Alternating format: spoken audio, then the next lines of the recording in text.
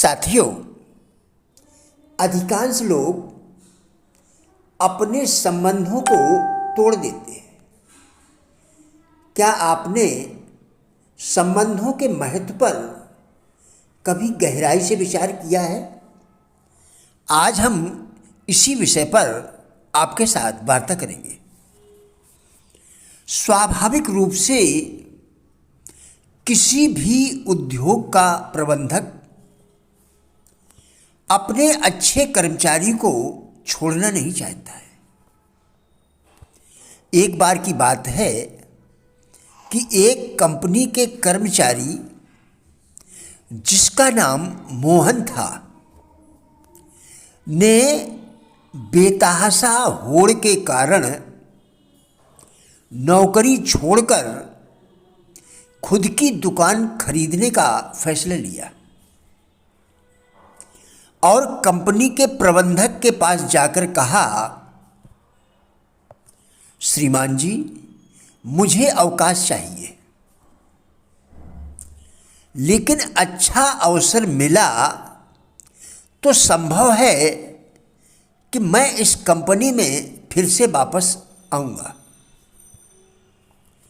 प्रबंधक ने कहा, मोहन, तुम इस कंपनी को अलविदा कह चुके हो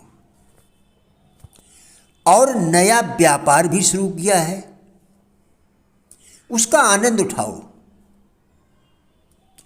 मोहन की एक विशेष आदत थी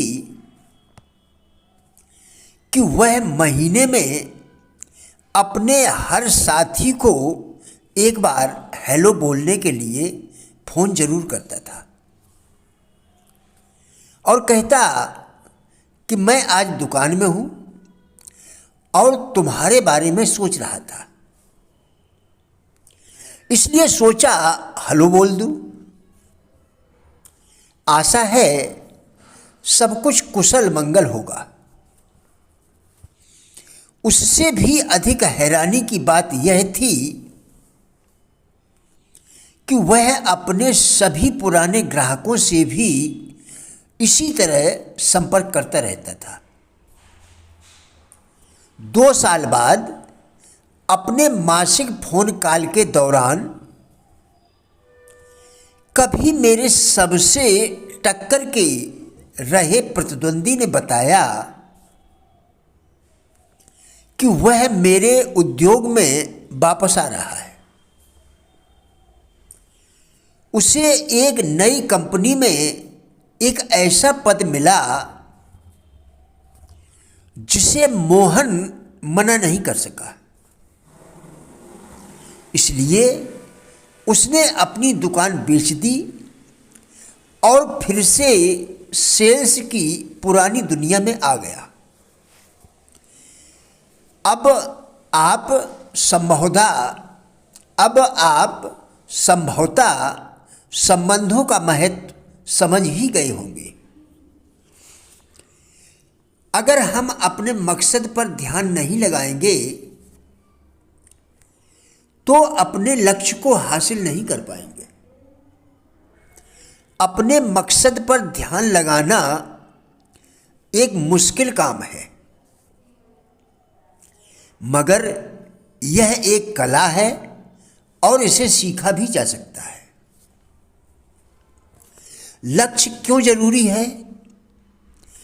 तेज धूप और शक्तिशाली मैग्नीफाइंग ग्लास के बावजूद कागज को आग तब तक नहीं पकड़ सकती जब तक ग्लास को हिलाते रहेंगे। अगर आप थोड़ी देर स्थिरता से पकड़कर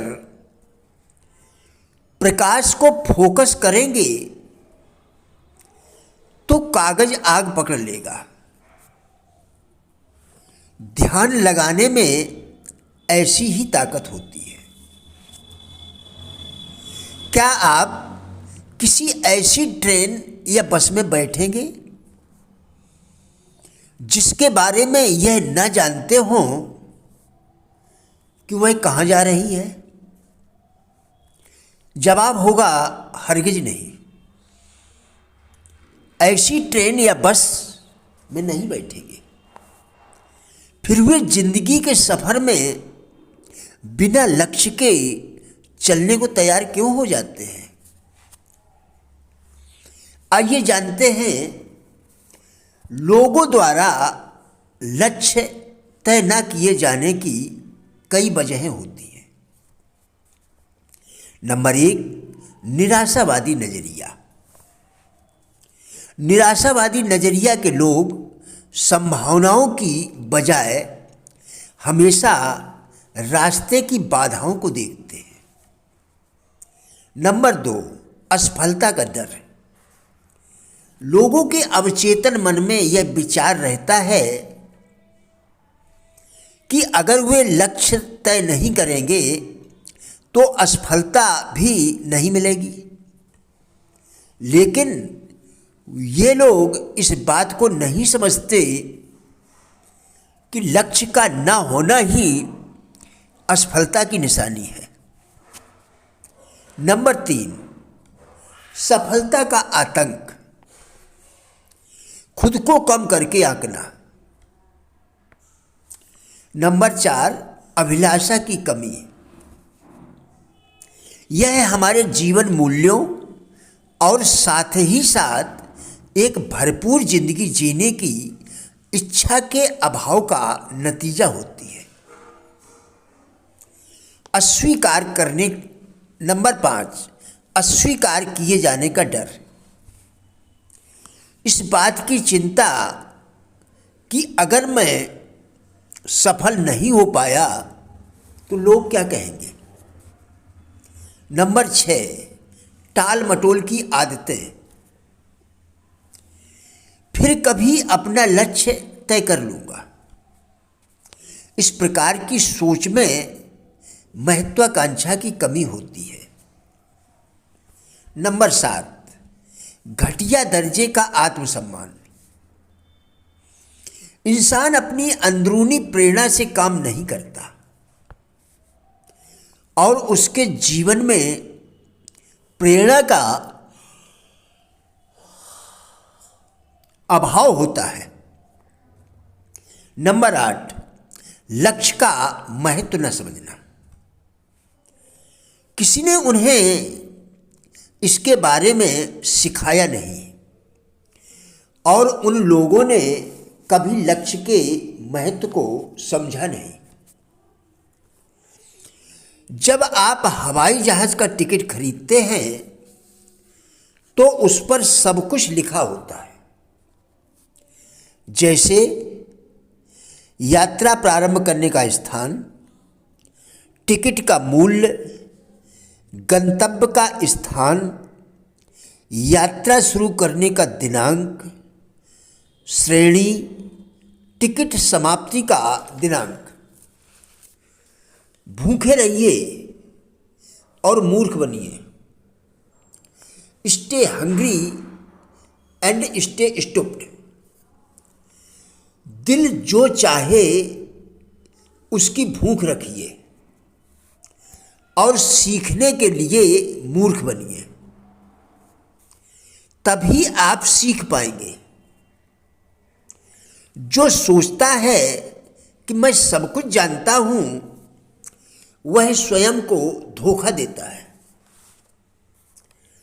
चिंतन मनन किस प्रकार का हो, इसमें एक बात समान पाई जाती है, वह है संसर्ग का नियम। संसर्ग है एक विचार अथवा एक कल्पना का उदय होना।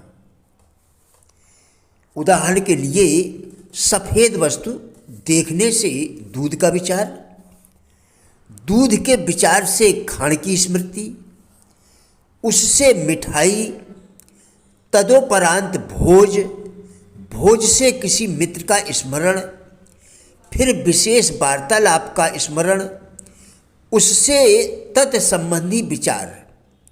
इस प्रकार कड़ी से कड़ी जुड़ती चली जाती है। प्रिय साथियों, राजेंद्र बलाटिया यूट्यूब चैनल के सभी वीडियोस एक अच्छी ज़िंदगी जीने के लिए अत्यंत ही उपयोगी हैं। हमारा विश्वास है कि कि इस चैनल के सभी वीडियोस आपको ज़रूर अच्छे लगेंगे। कृपया चैनल को सब्सक्राइब करें, जिससे इसी प्रकार के और भी वीडियोस आप लगातार देखकर अपने विचारों में परिवर्तन कर सकें। वीडियोस को लाइक एवं शेयर करके कृपया हमारे फेसबुक पेज गुड लाइफ को भी फॉलो करें। कृपया हमारा भी उत्साह बढ़ाएं। धन्यवाद।